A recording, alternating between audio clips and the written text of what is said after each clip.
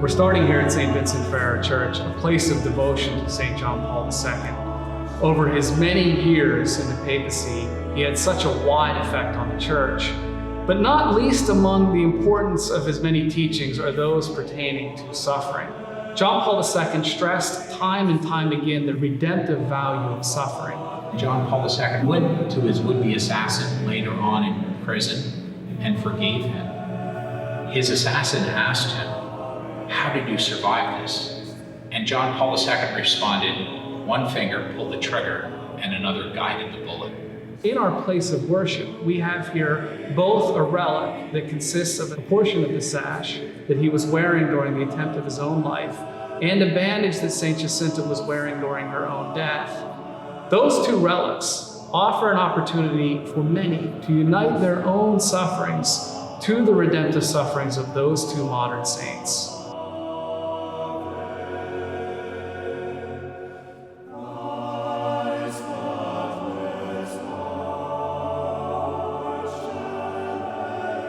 I worked in Rome for 7 years and 8 months, something like that, at the Secretary of State. So I worked in the same floor, in the same loggia, as we said, that is where the papal apartment is. I'm very privileged and very glad to have had that experience, to have had those meetings, to have had this really personal contact with somebody who would become a great saint, not only a great pope. John Paul II learned to look at the world with the eyes of Mary. Pope John Paul II loved very much the seminary. Every year he used to come to the seminary.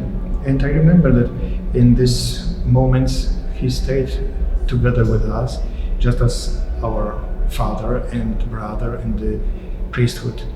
And of course, in the priesthood of John Paul II, the special places for Holy Mary, Mother of God. Well, we know that all this pontificate is under the title Totus, Tuus. He loved her very much. Many of you know that John Paul II attributed his survival of the assassination attempt on May 13th, 1981 to Our Lady's intercession. In gratitude, John Paul II took the bullet and placed it in the crown of Our Lady of Fatima at the shrine in Portugal. Now, on the facade of that shrine is a 15.5-foot marble statue that was created under the direction of Sister Lucia, one of the living visionaries of the Fatima apparitions, by our own priest and sculptor, Father Thomas McGlynn, a Dominican priest who served here in New York for some time. The story of my Uncle Tom and Sister Lucy happened sort of when I was only a little guy, about four years old, but and it's in his book. But as I recall, he had made a statue which is here, only a few feet away from where we are.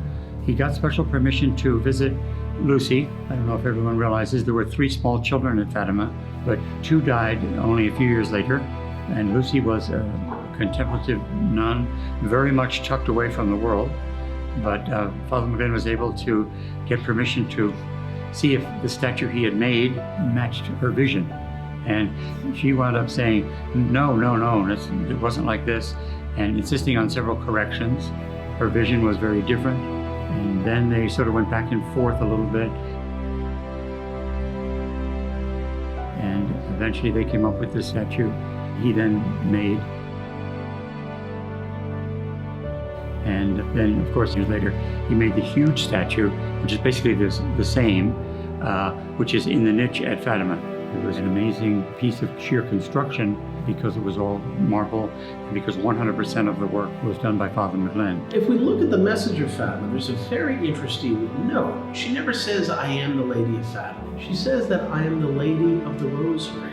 So with her connecting with Father McGlynn and our tradition, the Dominican order, of promoting and praying the Rosary and fostering devotion to the Rosary, it was quite fitting. One significance, huge significance with the message of Fatima and in our own day and time is, of course, the pontificate of John Paul II. The assassination attempt on the life of John Paul II in May 13th, the anniversary of Our Lady of Fatima Day throughout the Roman liturgical calendar. Many of us have had the privilege of being with St. John Paul II during his life or hearing him speak live, and he changed a lot of people on their path towards peace.